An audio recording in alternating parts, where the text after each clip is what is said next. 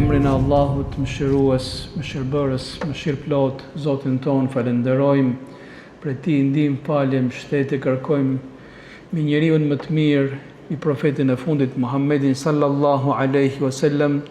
Salavatet më të ngrohta, selamet më të sinqerta dërgojmë. Vëllezër dhe motra, selamu alaikum wa rahmetullah. Paqja, bekimet, begatia Allahu xhalleshanu qoftë mbi ju. Elus Allahu xhalleshanuhu ta bëjë të sotmen tonë më të mirë se sa djeshmen që ka kaluar, të nesërmen që vjet më të mirë se sa të sotmen, ahiretin tonë më të mirë se sa dynjan tonë.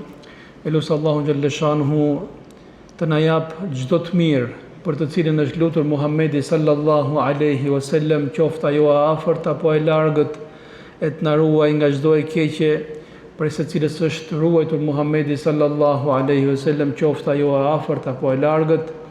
Zoti na ruajt nga sprovat e kësaj jete dhe sprovat e llogarisë në botën tjetër. Po flasim për hartën e besimit, e quajtur ndryshe harta e zemrave, harta e cila ndihmon zemrën e njeriu të udhtojë në këtë jetë për të mbritur në destinacionin i cili është destinacioni më i rëndësishëm që bën njeriu, është kënaqësia e Zotit dhe është xheneti i tij. Në këtë rrugtim, në këtë udhtim ka shumë stacione. Njeriu ka nevojë të di rrugtimin që e çojnë në çdo stacion, por her pas here i duhet edhe të kthehet mbrapa.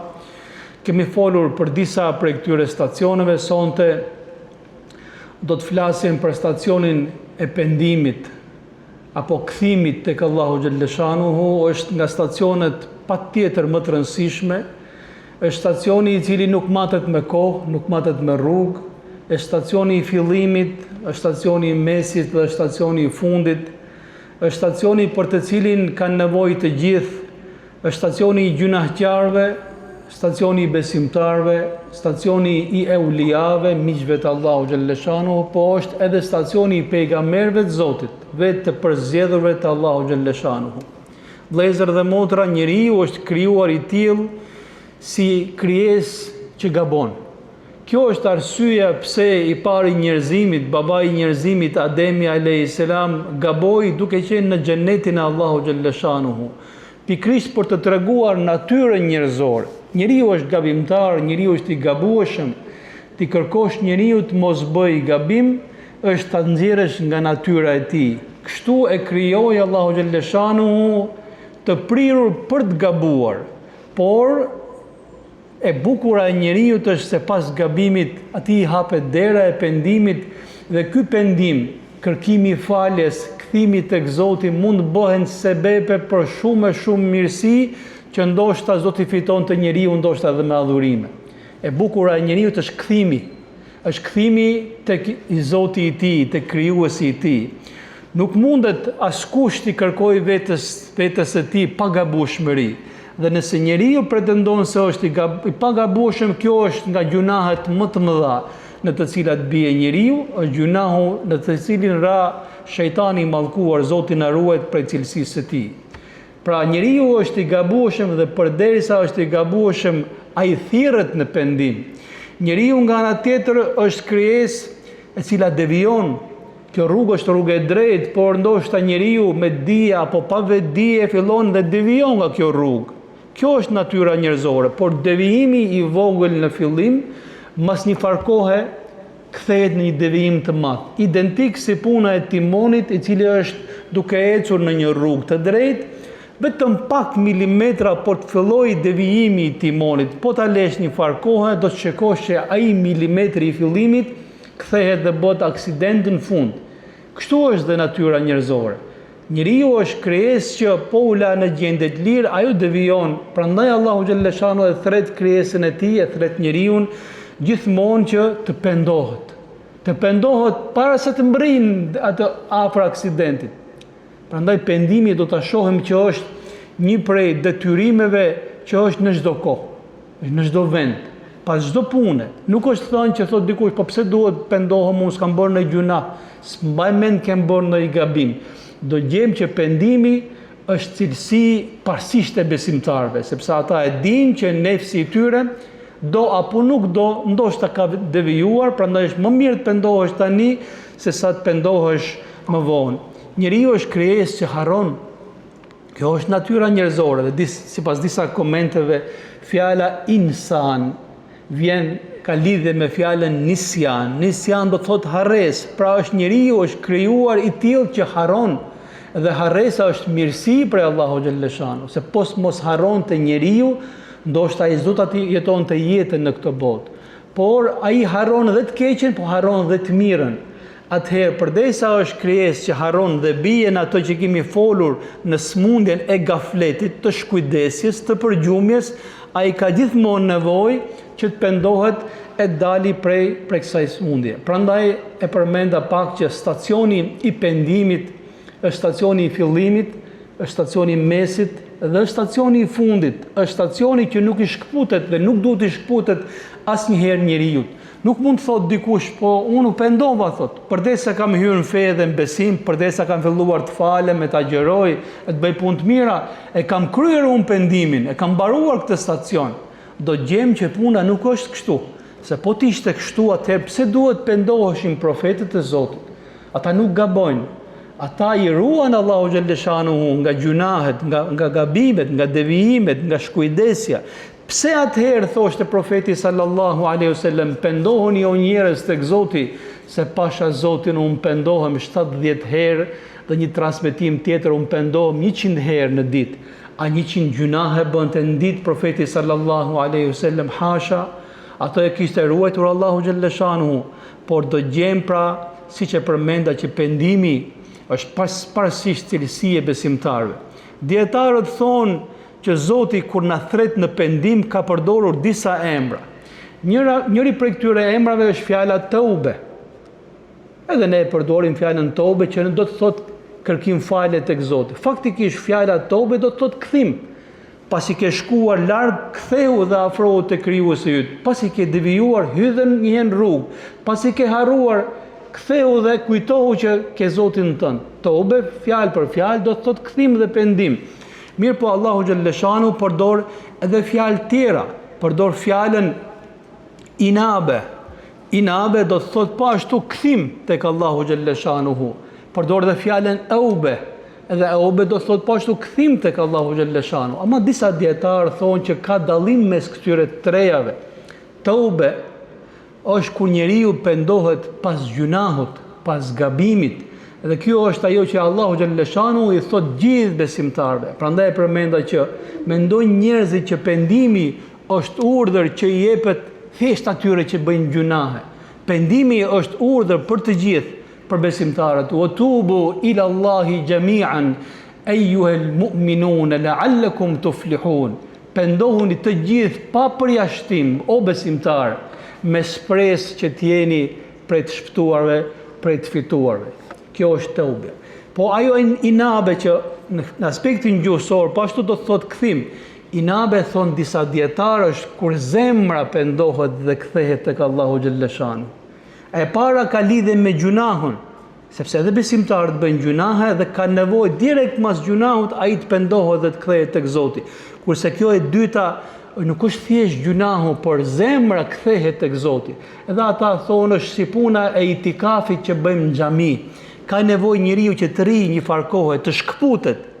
Kjo inabe thot është kthimi i zemrës tek Allahu xhaleshanu. Pa jo e treta që quhet eube, po ashtu do të thot kthim tek Allahu xhaleshanu. Dietarët thonë që kjo është cilësi e pejgamberëve të Zotit. Prandaj po të shikosh Zoti masi ka treguar historinë e disa profetëve, ka thënë inna wajadnahu ni'mal abdu innahu awwab. Sa robi mirë është Davudi alayhis salam. Ai është kthyees i madh tek Zoti. Kjo awwab është cilësia e atyre pejgamberëve që gjithmonë janë kthyer tek Allahu xhaleshanuhu. Kjo është arsyeja vëllezër dhe motra që nga surët e fundit të plota që kanë zbritur në Kur'anin famlart është surja Nasr. Idha jaa nasrullahi wal fath wa ra'aita an-nasa yadkhuluna fi dinillahi afwaja fasabbih bihamdi rabbika wastaghfirhu innahu kana tawwaba. kur të vijë ndihma e Allahut dhe fitoria, e kur ti shohësh njerëzit të hyjnë në fenë e Zotit turma, atëherë madhroje Zotin tënd o Muhammed dhe kërkoj falje atij, sa ai është pranues i faljes. Pyetja që është më e thjeshtë, çfarë falje duhet kërkonte profeti sallallahu alaihi wasallam? Çfarë gjunash kishte bërë ai që të kërkonte istighfar, kërkim falje? Edhe pse pikrisht në fundin e jetës së tij? Prandaj disa sahabe kanë kuptuar që kjo sure është sinjali i vdekjes profetit sallallahu alaihi wasallam, është paralajmërimi që do të ndrojë jetë profetit sallallahu alaihi wasallam. Në fundin e jetës së tij, Allahu xhalla shani i thot kërko falje nga çfarëdo lloj shkujdesje, nga çfarëdo lloj lëshimi që është pjesë e natyrës njerëzore. Dhe nuk është kërkim falje nga gjunahet, sepse ato e kishte ruajtur Allahu xhalla shanu. Vëllezër dhe motra, pse pendimi? Pse Zoti kaq shumë në Kur'anin famlart, kaq shumë në hadithet e Muhamedit sallallahu alaihi wasallam na thret në pendim? Edhe i nxit besimtarët që pendohen ditën dhe natën, kur bëjnë gabime dhe kur e ndjen veten mirë. Pikrisht atëherë kur e ndjen veten mirë, që janë të pagabushëm, që kanë bërë vetëm punë të mira, aty ndoshta duhet ta shtojnë më shumë pendimin dhe kthimin tek Allahu xhalla shanu. Ky pendimi është një derë e madhe mirësie, që ka mirësi të jashtëzakonshme, që njeriu vetëm pasi e bën e kupton diçka të tillë. Allahu xhalla shanuhu i do ata që pendohen. Zoti në Kur'anin famlart kur ka thënë inna Allaha yuhibbu at-tawwabina wa yuhibbu al-mutatahhirin, Allahu xhalla shanuhu i don ata që pendohen shumë tek Allahu xhalla shanuhu dhe i pendon ata që duan të pastrohen. Nuk e gjejmë këtë ajet kuranor për ata që falen shumë, për ata që japin sadaka shumë, por e gjejmë këtë ajet kuranor të thot Zoti i do shumë ata që pendohen dhe ata që duan të pastrohen. Dhe kjo është nga duat që bëjmë masi marrim abdesin tonë. Themi ashtu siç abdesi fizikisht e pastron njeriu nga papastërtitë e gjymtyrëve të tij, ai nga ana tjetër bëhet sebeb për tobe, për pastrim. Prandaj e themi këtë ajet kuranor: o Zot, më bëj mua prej tawabinëve dhe më bëj mua prej mutatahhirinëve, për atyre që pendohen shpesh dhe shumë, dhe për atyre që duan të pastrohen dhe nga papastërtitë e jashtme, po ashtu dhe nga papastërtitë e brendshme. A do të fitosh dashurinë Allahu xhalla shanu? Zoti tregon se nga kategoritë të cilat i do Allahu xhalla shanu është pendimi. Sa më shumë pendohet dhe kthehet robi tek Zoti, kjo është shenjë që atë e don Allahu xhalla shanu. Pse pendohemi? Allahu xhalla shanu kënaqet me robin e tij kur pendohet më shumë se sa kënaqet robi me pendimin e tij. Subhanallah. Njeriu që pendohet është e vërtetuar se ka një rahati, një qetësi shpirtërore për cilin do flasim pak më vonë. Por ajo që është më e çuditshme se Zoti kënaqet me pendimin e robit të tij më shumë se sa pendimi e robit me pendimin e vetes së tij. Edhe argumenti për këtë është hadithi profetit sallallahu alaihi wasallam kur tha një person që ishte duke ecur në shkretir me devën e tij, me furnizimin e tij, në një moment caktuar i humbi deveja, me gjithë ushqimin, me gjithë furnizimin, me çfarë kishte, me ujë, dhe kërkoi atë derisa u lodh dhe i kputi shpresat, tha: mua sido që të jetë puna do të mbi vdekja. Më mirë të shkoj të vdes në hijen e asaj pemë ku isha më përpara, dhe shkoi, tha, dhe vendosi kokën e tij mbi dorën e tij duke pritur vdekjen. Por kur u zgjua pa që nuk kishte vdekur dhe u gëzua për këtë, po pa diçka tjetër dhe më të madhe, pa që deveja e tij kishte ardhur vetvetive, kishte sjell Allahu xhalla shanu siç kishte qenë, me ushqimin dhe me furnizimin e tij. Ai tha prej gëzimit të madh kur e pa deven që erdhi vet, atëherë prej gëzimit të madh tha: o Zot, ti je robi im e unë jam Zoti yt. E ngatroi prej gëzimit. Tha profeti sallallahu alaihi wasallam: betohem në Zot se Allahu xhalla shanu kënaqet me pendimin e robit të tij më shumë se sa ai person të cilit i erdhi vetë deveja e tij kur e pa veten e tij të vdekur. Kjo është, nëse do dikush të fitojë kënaqësinë e Allahu xhalla shanuhu, atëherë nuk ka rrugë më të mirë se sa robi të pendohet e të kthehet tek Zoti, se pendimi është dera e fitimit të kënaqësisë së Zotit të gjithësisë. Duhet pendohemi vëllezër dhe motra, sepse në fund, çfarëdo që të bëjë njeriu, Zoti do ta pranojë atë që pendohet. Argument për këtë është ajo pikërisht që na tregoi përsëri profeti sallallahu alaihi wasallam për një person i cili kishte bërë shumë gjunahe. Edhe gjunahu më i madh që bën njeriu mas mohimit të Zotit është vrasja e dikujt tjetër, dhe ai nuk kishte vrarë 1 dhe 2, por kishte vrarë 99 persona.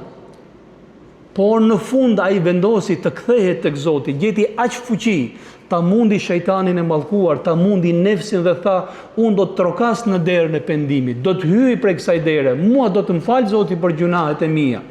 Kur njeriu kthehet tek Zoti, tregon që Zoti ja ka lëshu një isharet atij për të kthyer.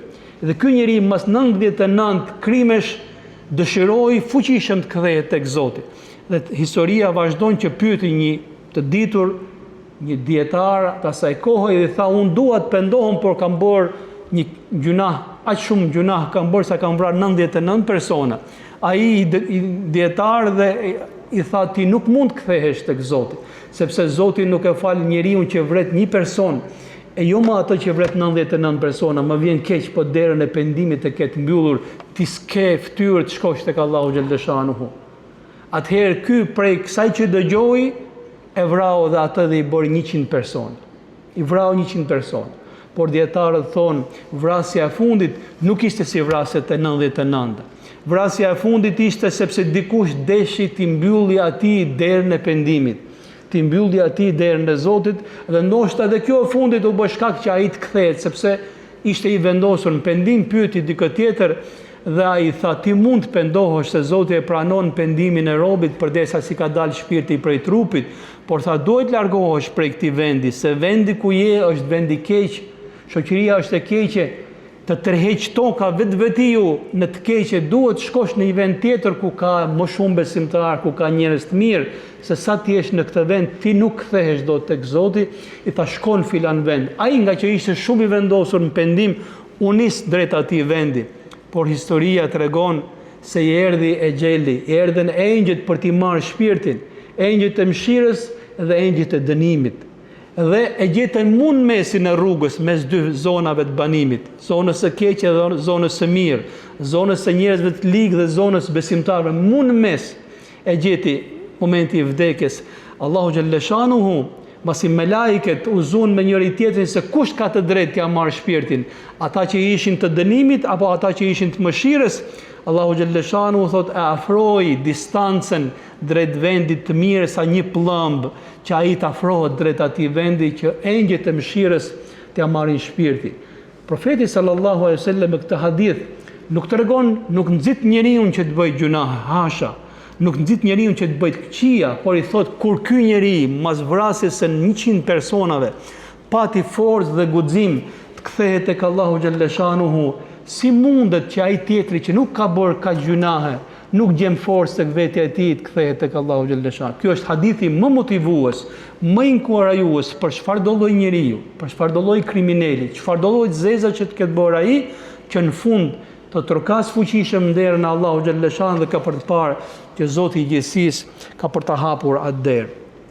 Njeriu do të pendohet, vëllezër dhe motra, sepse ajo që largon ngushtimin e kraharorit njeriu është pendimi. Gjunahet e ngushtojnë zemrën e robit, e ngushtojnë kraharorin e tij. Shpesh shera që quajmë ne stres, depresion, mungesë oreksi për të punuar, mungesë oreksi për jetë, është nga pasojat e gjunaheve. Se gjunahet janë si helmi. Helmi e jep efektin e tij në moment apo më vonë. Gjunahet e njeriut japin prej këtyre pasojave që ne i quajmë sot, thashun, stres, depresion, sikletë, shtrëngim krahëror e kështu me radhë. Ndërsa profeti sallallahu alaihi wasallam na thotë që ai që çliron kraharorin e njeriut, ai që e pastron dhe e lehtëson shpirtin dhe zemrën e njeriut, është istighfari, është pendimi, është kthimi tek Allahu xhaleshanu. Profeti alaihi salam thotë, ai njeri i cili angazhohet me istighfar, të angazhohesh, nuk thot të thuash një astaghfirullah, edhe të marrosh punë, jo. Istighfari do të dali prej shpirti dhe prej zemre dhe të angazhohet njeriu.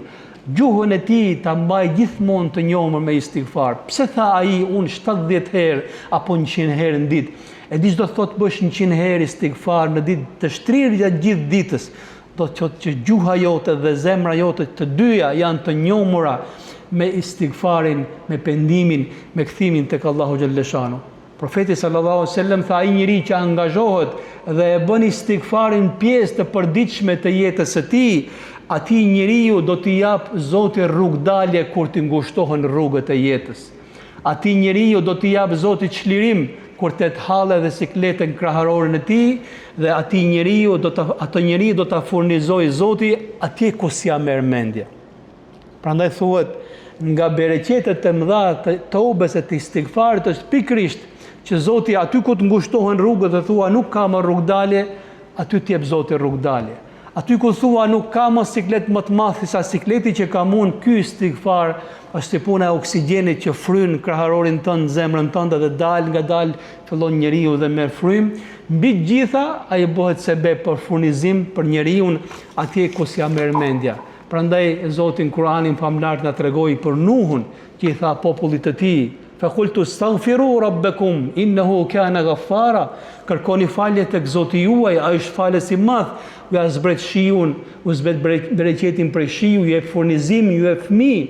Istighfari është ilaç për shumë smundje dhe nuk është vetëm për kërkim falje pasi njeriu ka bërë gjunah, por duhet dim dhe një gjë tjetër, se istighfari, toba, kërkimi kthimi tek Allahu xhalleshanu bëhen sebeb edhe për falje të gjitha gjunaheve të njeriu, por mbi gjitha bëhen sebeb për hyrjen e tij në xhennet.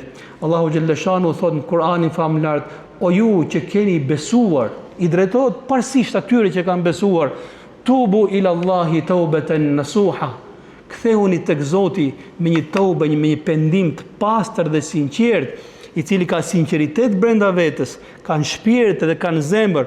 Istighfari nuk është në fjalë, vëllezër dhe motra. Mund ta thotë dikush ashtu siç me gjithë rregullat e gjuhës arabe, por zemra e tij është në gjumë, është e shkujdesur, ai del vetëm nga maja e gjuhës, nuk del as nga mendja, as nga zemra e këtij njeriu. Nuk është ky istighfari i cili i fal gjunahet, i cili e zbut zemrën dhe i cili i jep rrugdalje njeriu. Ky lloj istighfari, si thon dietarët, ka nevojë për istighfar sepse po i kërkon Zotit falje, por po i kërkon me gjuhën tënde, ndërsa zemra dhe shpirti yt janë larg prej gjuhës tënde. Pse thot Allahu xhalleshani që tobe nasuha, pendimi sinqert, thot ai thot Zoti ndoshta do t'ja fal juve gjunahet tuaja. Dhe Zoti kur thot ndoshta në Kur'anin famlar, kjo ndoshta nuk është si në gjuhën tonë shqipe që edhe i fal dhe si fal. Ndoshta për hakun e Zotit është e sigurt se do t'i fal Zoti gjunahet tuaja dhe do t'ju fus juve në xhennete poshtë të cilave rrjedhin lume. E ka lidhur faljen e gjunaheve dhe hyrjen në xhennetin e Zotit e ka lidhur me kërkimin e faljes, por me atë kërkim falje dhe me atë tobe e cila del nga zemra dhe nga shpirti i njeriu. Vëllezër dhe motra, u dënua një grua në kohën e profetit sallallahu alaihi wasallam për gjunahun e zinas, e immoralitetit, i cili është nga gjunahet më të mëdha. Por vetë ajo deshi dënohet. Vetë ajo deklaroi për gjunahun dhe u dënua. Ja fali profeti sallallahu alaihi wasallam xhenazën bashkë me sahabe. Pasi falën xhenazën, i tha Omeri profetit sallallahu alaihi wasallam: "Ja Rasulullah, a nuk është çudi kjo punë?"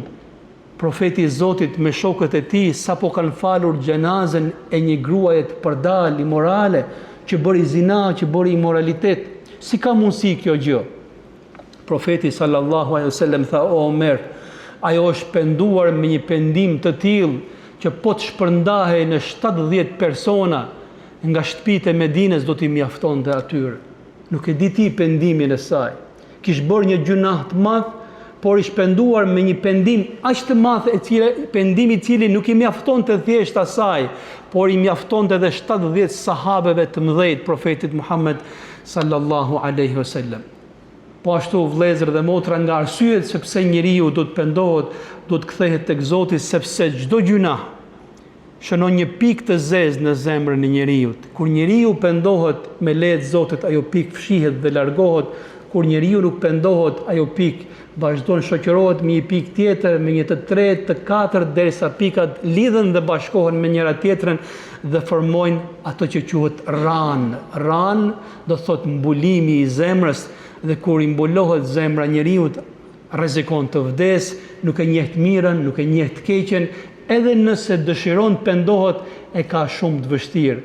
Kjo është arsyeja që tawbja, pendimi, është nga detyrimet e momentit, nuk shtyhet. Nuk thot njeriu, ha se pendohem nesër për këtë gjuna, se ndoshta se mbrin të nesërmen. Edhe po e mbriti, nuk e le shejtani mallkuar, nuk e le nefsi. Pendimi është në këtë moment. Shkoi një rrobaqepës tek një dietar dhe i tha, o hoxh, a nuk thot profeti Muhammed sallallahu alaihi wasallam e pranon Zoti pendimin e robit përderisa si ka dalë shpirti i robit? A kemi kohë për të penduar derisa të vdesim? Po, tha, ashtu thot profeti Muhammed sallallahu alaihi wasallam. Por më lejo të bëj edhe unë një pyetje, çfarë pune ke, çfarë zanati ke? Unë tha jam rrobaqeps. Sa vite ka që punon në këtë zanat? Ka tha më shumë se 30 vite. A e di punën tënde? Me sy mbyll, tha. Mëngjes drejt darkë atë punë bëj. Cila është pjesa më e lehtë që e bën më kollaj prej punës tënde? Tha prerja e rrobave. I pres me sy mbyll, se kam më derë atë punë. Tha po sikur ti je në shtratin e vdekjes, je i gati duke vdekur. Me të thënë dikush, aman me prej një rrobë sepse më duhet për një sebeb shumë të madh. Hatërëm nëse më ke, ma prej këtë pjesë, a do ngrije ta prisja të, dhe vallahi në atë momente së më shko mendja as të gërshëra, as të roba, letha se bëj do të atë punë. Tha ti ke 30 vite që merresh me këtë punë dhe e di përmend që atë, por prapse prap në atë momentin e vdekjes nuk shko mendja për të marrë gërshërë dhe për të prerë. E si mendon të pendohesh tek Zoti kur gjithë jetën tënde nuk je penduar? Prandaj nuk shtyhet pendimi, vëllezër dhe motra, sepse me të vërtet Zoti pranon pendimin e robit përderisa nuk i ka dalë shpirti. Kjo është mëshira Allahu xhalleshanu, po a ka robi garanci që në ato momente do t'i shkoj mendja për pendim? A ka robi garanci që në ato momente do ketë fuqi me trokit në derën e Allahu xhalleshanu?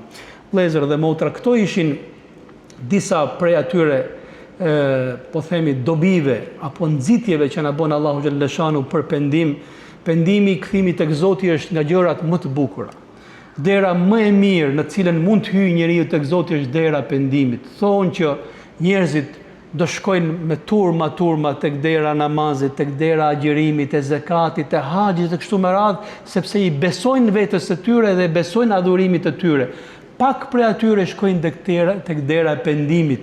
Por ata që shkojnë tek dera e pendimit janë sigurt që i pranon Allahu xhalleshanu, sepse Zoti e do ato që pendohet dhe Zoti ka garantuar që sikur të jenë gjunahet të robit tim sa shkuma e detit, sikur të mbrin në kupë të qiellit, e ta di se ka një Zot që i fal gjunahet edhe të kthehet tek unë do ta fal robin tim dhe nuk pyes askënd për të. Po ashtu thonë që nga lotët më të bukura që derdh njeriu është loti i pendimit. Dietarët thonë se ka rreth 12-13 lloj lotësh. Ka lot gëzimi, ka lot hidhrimi, ka lot zemrimi, ka inati, ka kënaqësie, por ka edhe një lot që është më i bukur dhe më i pastër i gjithë lotëve. Është loti i pendimit. Ai është loti që e çliron njeriu, ja shkarkon gjitha hallet, siç ta qetëson syrin teksa del prej syrit tënd, ai e zbut dhe e qetëson zemrën e njeriu. Elus Allahu xhalleshanu të na bëjë për atyre që pendohen tek Zoti në fillim të punëve, në mes të tyre dhe në fund të tyre. Elus Allahu xhalleshanu që pendimi të na shoqërojë gjatë gjithë jetës tonë, që në fund të jetës tonë ta mbyllim jetën tonë me pendim dhe me kthim tek Allahu xhalleshanu. Elus Zotin e gjithësisë na falet, na mëshiroj për të gjitha gjunahet tona, të kaluarat, të tashmet apo të ardhmet, të mëdhat e të voglat, të atyre që i dim dhe të atyre që i kemi harruar. Takohemi me lejet Allahu xhalleshanu javën që vjen përsëri për të vazhduar me këtë stacion të madh, i cili ka emrin stacioni i pendimit dhe i kthimit tek Allahu xhalleshanu. Selamu alejkum wa rahmetullahi wa barakatuh.